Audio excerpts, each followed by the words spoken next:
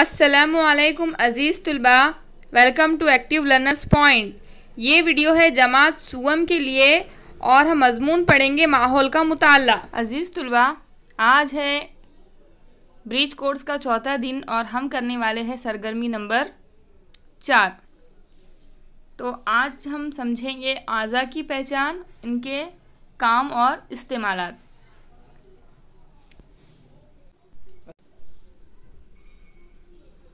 आइए जहन नशीन करें।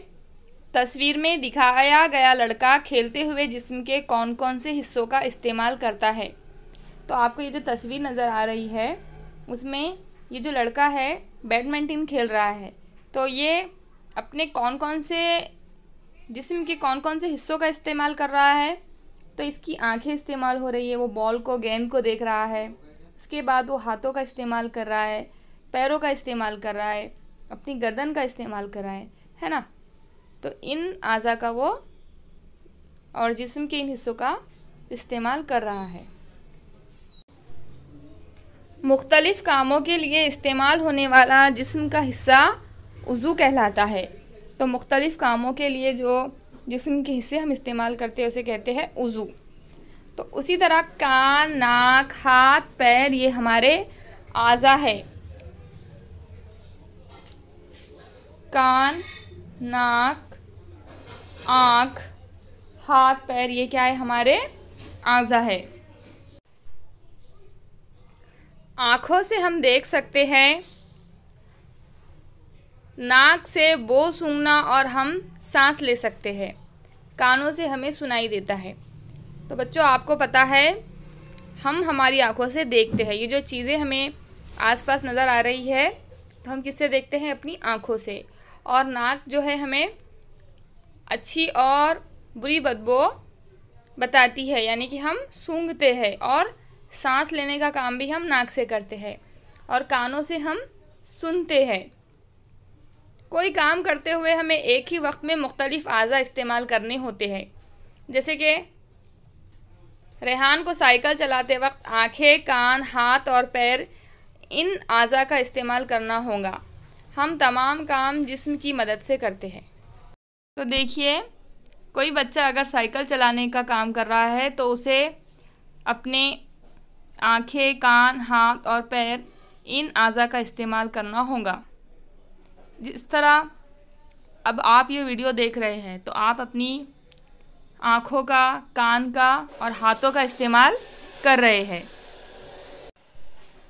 आइए ख्याल रखें, हमको अपने जिस्म का ख्याल रखना चाहिए। मुख्तलिफ़ काम और हरकत करते वक्त जिस्म की हालत मुनासिब होनी चाहिए। पीठ झुकाकर ना बैठे, सीधा बैठे। तो देखिए, जिस तरह से हमें हमारे जो मुख्तलिफ़ आज़ा है उनका ख्याल रखना चाहिए, उसी तरह हमें अपने जिस्म का भी ख्याल रखना चाहिए। जैसे कि हम मुख्तलिफ़ काम और हरकत जब करते हैं तो जिस्म की हालत हमें मुनासिब रखनी चाहिए। पीठ झुकाकर ना बैठे, सीधा बैठे। तो इस तरह से झुकाकर जो है पीठ को नहीं बैठना है, सीधा स्ट्रेट बैठना है। ये जो आपकी रीढ़ की जो हड्डी है वो सीधी रहना ज़रूरी है। इसी तरह सीधा खड़े रहे और सीधा चले। इस तरह से जो है थोड़ा सा ऐसा झुककर नहीं चलना है बल्कि सीधा चलना है और सीधा खड़े रहना है। लिखते पढ़ते वक्त और कुर्सी पर बैठते वक्त हमें सीधा बैठना चाहिए। अक्सर आपने देखा होगा कि बहुत सारे जो बच्चे हैं झुककर लिखते हैं, तो इस तरह से नहीं लिखना चाहिए बल्कि सीधा बैठकर लिखना चाहिए। गलत आदतों पर रोक। कुछ आदतें गलत होती है, इनसे बचना चाहिए। जैसे कि मोबाइल, टीवी, वीडियो गेम, इनका ज़्यादा इस्तेमाल ना करें। तो ये जो चीज़ें हैं गलत आदतें हैं, ज़्यादा टीवी ना देखें, मोबाइल ज़्यादा इस्तेमाल ना करें, वीडियो गेम ज़्यादा ना खेले। ये गलत आदतों से बचना है।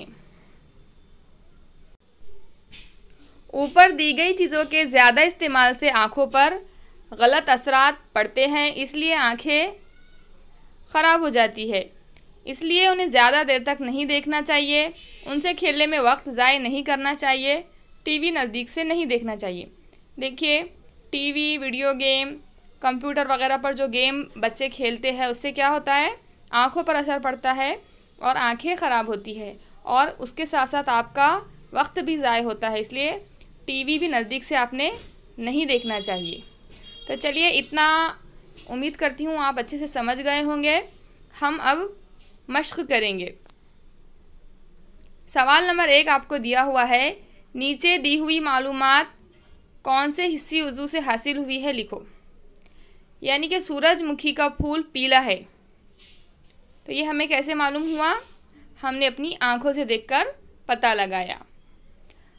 सेकंड, अतर की खुशबू अच्छी है, तो खुशबू कैसे मालूम करते हैं हम? अपनी नाक से, तो हमने नाक इस उज़ू से पहचाना। बाहर कोयल कूक रही है, तो कोयल की कूक की आवाज़ हमारे कहाँ पर पड़ी?